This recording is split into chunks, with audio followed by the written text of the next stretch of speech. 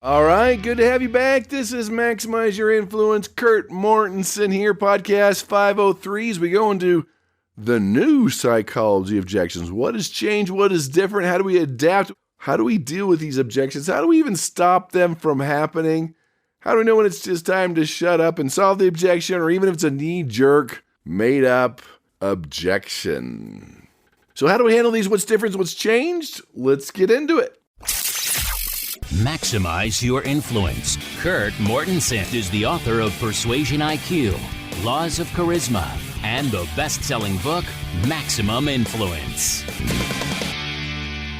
Good to have you back. Tell your family, friends, and enemies about the podcast. We've been found at iTunes, Spotify, YouTube, and iHeartRadio under Maximize Your Influence. Or go to MaximizeYourInfluence.com.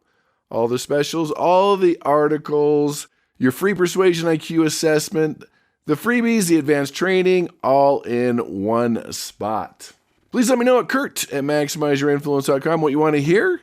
Send me your emails with your questions. If we use any questions, comments, rude remark, humor, articles on the podcast, you get the free gold version of InfluenceUniversity.com. That's pretty much everything I've done in one spot, all the way from the archives to the library to the 52-week advanced training. So let's get into the persuasion blunder. Don't! Now, you've probably heard the story about the boy that cried wolf. Watching the sheep would cry wolf, everyone would come running. He was the lookout, supposed to cry wolf, kept doing it. And after a while, it was no fun. The town wouldn't come. When the wolf finally came and he cried wolf, the town people didn't come because he cried wolf so many times. Well, we see that in persuasion influence. When you use guilt a little too much, shame a little too much, check out the podcast a few weeks ago. We talked about how to use guilt and shame. We use a little too much fear, force, those threats. You're crying wolf too many times. That will work really well the first time, pretty good the second time, not so good the third time. By the 12th time, I'm just making up that number, it's not going to work so well. So this happened to me. I was at the Atlanta airport on a layover. So the emergency stuff was going off, lights were flashing, and nobody cared. There was even a little audio, emergency's been reported in the building, and they were just going around like nothing ever happened, and nobody cared, nobody did anything, nobody tried to find out what was going on.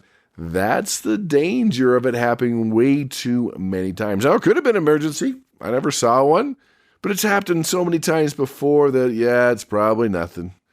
Just like an airline pilot, I get it. It's got to announce the turbulence. Most of the time, it's nothing.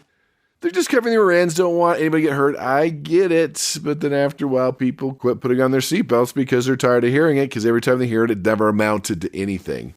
So, wow, what is that balance? Well, you can use it. Fear is a great motivator, a great persuader. The auto mechanics that use the fear, yeah, what if the brakes go out? Or the life insurance, doom and gloom, something bad's going to happen. Medical doctors after 20 times, yep, you're going to be dead before I see you next time, and you're not. You got to balance that. You got to use other forms of motivation, not only use the fear. Again, it's quick, easy, and fast, but it has diminishing returns. We have to be so careful. Now, I'm going to get in trouble for this one, too. If I'm doing a seminar at a hotel, what happens all the time? The stinking fire alarm goes off. And who do they look to? I'm the one in charge. I'm the one speaking. What should we do? Should we evacuate? And I calmly say, no, it's not a real event. It's a false alarm. Let's continue. I don't know. But the last 100 times I've heard it, nothing bad happened. I know I need to be careful, and I did send the staff out to see if anything was going on. I do want to protect the people. But really, when it's happened 100 times, and I don't know the exact number there, but it's happened a lot to where even if I'm in my room and it goes off, I'm not evacuating. Until I'm feeling heat or flames or seeing fire trucks, I'm not evacuating. And that's dangerous. That's bad. What if it's a real thing? Just be so careful. Strategically use it. It can be a good persuader. Some people are uninspirable. But once you've done it too many times, you've cried wolf too many times, it can backfire on you. Just saying, just putting it out there. With that, bringing us to our geeky, scarly article. This is a fun one. Selling kids on veggies when the rules like clean your plate fail. This is from Harvard School of Public Health and Yale University. I laugh because I use this example in seminars as far as, the 4 to 5 persuasion tools most people have, and they use it trying to get their kids to eat vegetables, right? They try to be nice. They try to data dump. They use their authority as a parent. Try to bribe them with ice cream, then they yell at them. So even if you have the rule, everything must clean your plate. I remember being a kid. I hated vegetables, and I hated salad. I hated vegetables. Still hate eggplant. Still wouldn't order Brussels sprouts at a restaurant. But you get the, I hate vegetables. I already took a bite. And, as parents, you're the authority figure. I mean, if you let children, they probably only eat sugar if you let them. So, vegetables are good for you. You got the vitamins, the antioxidants, and all the good things there. So let's take a look at the study here. 25% of families tell their children to eat everything on their plate. 45% report setting restrictions on the type of foods eaten. And they said increasingly common are rules like clean your plate and restrictions like no second helping of certain things like potatoes, no dessert until you eat your vegetables, only sodas and chips on special occasions. And it's hard because as parents, you're putting their best interests first, but they still resist you. You see that with managers and leaders too. You're trying to help them out. You're trying to help them become better people. They go into that by demanding that children eat things like vegetables before they have dessert. It makes it seem like there's something wrong with eating vegetables. Some studies have shown us that when we are put in a situation where somebody is saying finish this or finish that, the kids actually have more negative responses and actually consumed less of the food than the kids who didn't have that reinforcement, you need to finish. So it looks like we got to be careful what we're forcing, what we want, what we're doing. You're getting the short-term results, but it looks like long-term there's negative responses, and the kids aren't eating as many vegetables as they should. So they say the better option is creative negotiation. They talk about try it on Tuesdays. So on Tuesday, parents, along with your kids, pick out a new food to sample. And it says it helps to involve the kids in preparing the dish. This investment in the new food increases the likelihood that children will try it and even enjoy it. There's one of the 12 laws of persuasion, the law of involvement, engage their opinion. What are your thoughts? What should we try? What do you do? Get them involved cooking it. That's true with any aspect of persuasion. People are more willing to try it, like it, and do it. So that was the best option. Try it on Tuesdays. It would get them involved. Not just doing what we all heard. Well, you have to. I'm the parent because I said so. When you get the why? Or you get the, my brother-in-law used to stuff it in the little hole in the seat he would sit in. There's the old napkin, spit it out in your napkin. Or the dog on the floor to eat the vegetables. Although I know with some dogs, even they won't eat some of the vegetables. She says, as it turns out, as with most behaviors, your kids are watching you. He says, I had a parent come to the clinic not too long ago and said, okay, what's your goal for being here today? And he looked at me and said, make him eat his vegetables. And my question back was, do you eat your vegetables? He says, no, I don't like them. We've talked about being genuine, authentic, congruent. I don't think there's any parent that should say, eat your spinach, but they're not willing to do it themselves. So there we have the scholarly article of the week. Let's go to listener email. Oh, boy! This is Rudra from India. He says, hey, Kurt, can you review how to overcome objection? What's changed? What's different?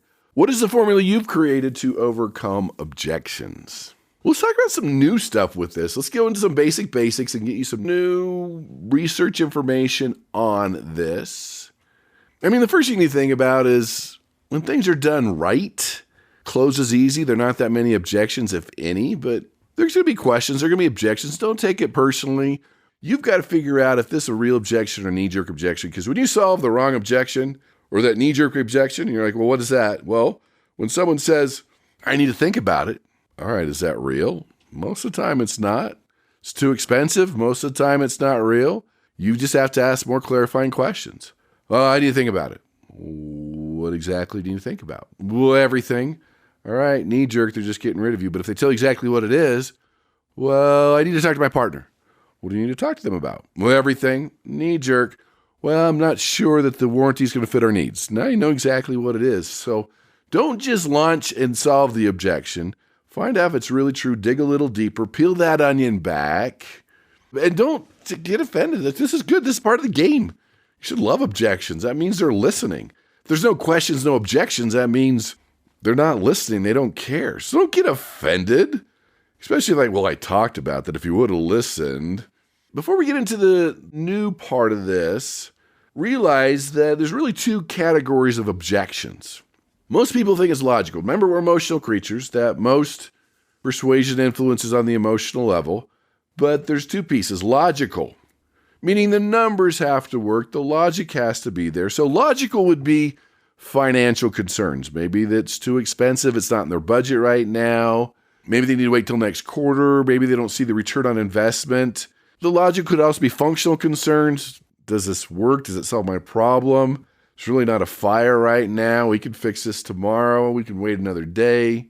Well, I don't have the time right now to deal with this. I don't have the bandwidth. I don't have the support from the other people around me. Those are logical concerns that you can address.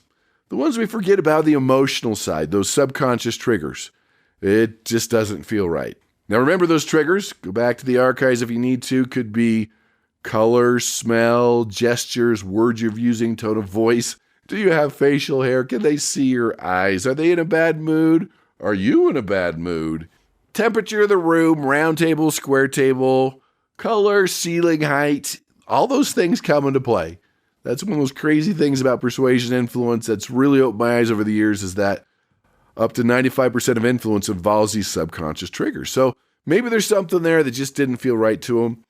Fear of failure could be part of that too. What if I look dumb? What if it doesn't work out? What if they take advantage of me, or they don't feel like they're motivated enough to do it themselves? I mean, weight loss, for example, that's a big one. You've tried other ones before and failed, and so you don't believe in yourself that it's going to happen. Even though everything looks good, you just don't believe in yourself to actually do it. So what I would do before we get into the new stuff, is it a real objection or knee-jerk? If it's knee-jerk, you don't need to solve it, just move on. Nothing's worse than solving the wrong objection. Is this more of an emotional thing you need to address or a logical thing? And then just kind of go through my formula, my steps. All right, when that objection comes up, first thing you got to do is, can you solve it? Sometimes you can't, and you just have to move on. Suppose you're negotiating maybe a large office furniture order, and the objection comes up about not being able to afford it, and you find out that their company just declared bankruptcy. You know, really nothing you do or say is going to resolve that objection, so you're just going to move on. Don't waste your time. Is this something you can even solve? Even maybe if it's one of their deep-rooted fears, is it something you can solve? I mean, there are ways to do that, but is it so entrenched, is it even worth your time to do that? And when they state that objection, you got to hear them out, completely with interruption. That's a huge complaint.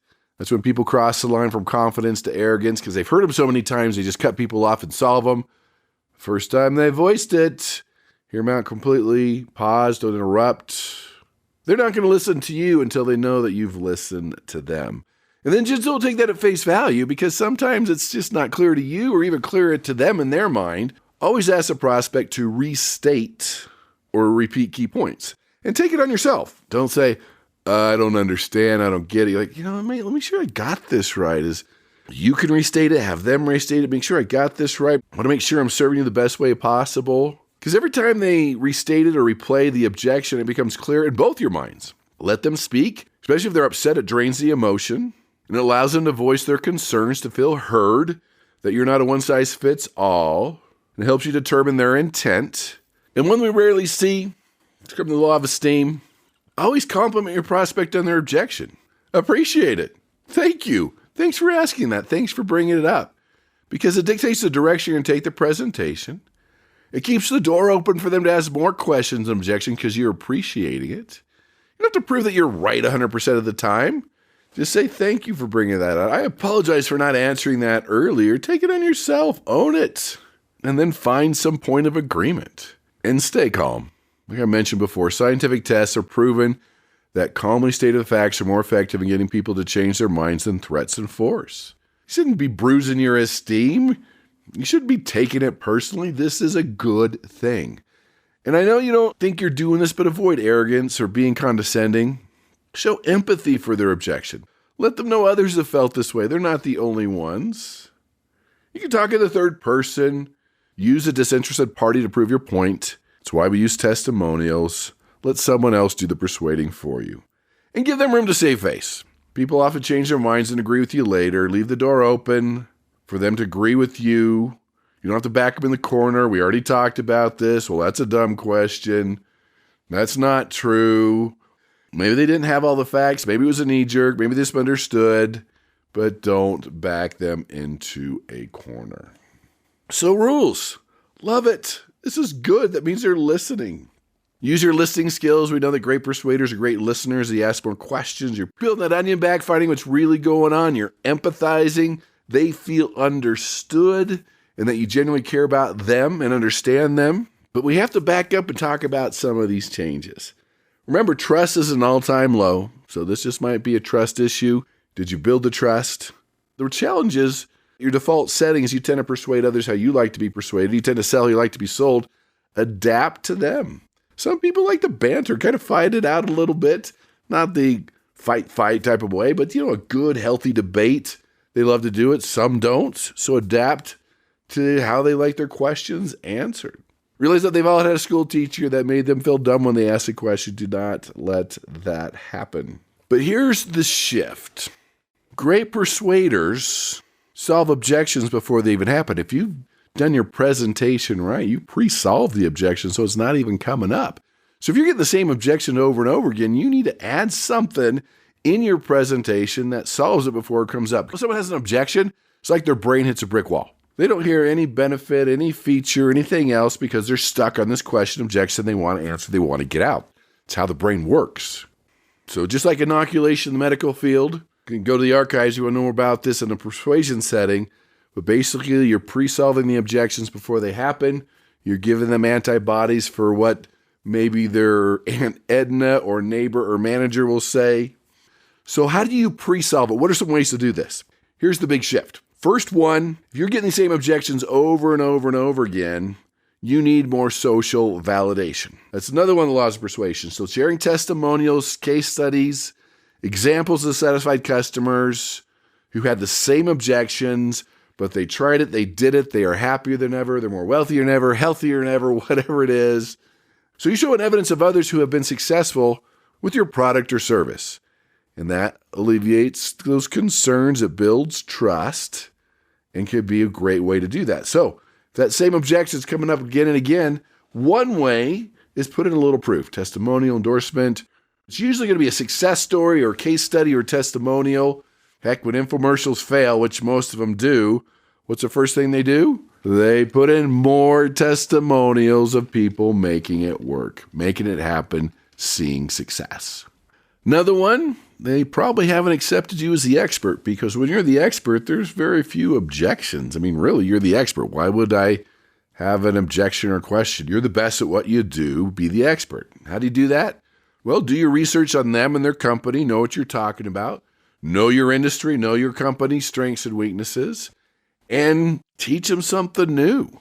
Somewhere in that presentation, usually hopefully at the beginning, you got to teach them something new, unique, a new study, a new thought, a new insight to prove that you are the expert. When the expert, objections go down, and you should bring up whatever that objection is, bring up the study or whatever refutes their objection, their question.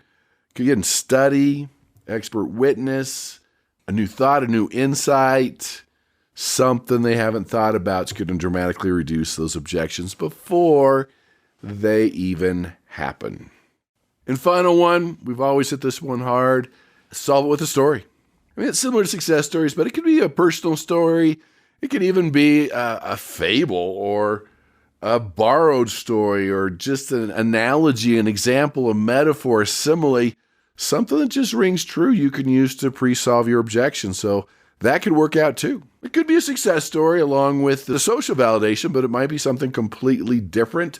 Your personal account, while your company came to be, the story of someone who didn't implement it, the story of somebody did, can be a very powerful tool. So have fun with this.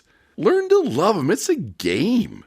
When you hear the objection, game on. Let's go. Let's do this. It's fun. They're listening. And then start pre-solving the objections you get over and over again so they don't even come up and their brains don't need to hit a brick wall. I'd also recommend, especially if you're persuading and selling with other people, come up with an objection book. Well, let's start with the top 10 objections, come with 3-4 great responses, work with each other, adapt with each other can be a very powerful thing. Thanks for being here. Really appreciate your comments, your love, support. Links will be under the podcast, either in your email or at maximizeyourinfluence.com under podcast 503. And there you can find this special to influenceuniversity.com. Again, everything one spot, all the book audios, videos. Usually it's an annual or monthly membership, but now you can get a whole year for 65% off. And I will gift you into a lifetime membership. You invest once, and it's good for a lifetime. Check it out. There's also a free version at influenceuniversity.com. But love objections. Become a student of influence. Become a power negotiator. Learn to motivate others on command. And go out and persuade with power.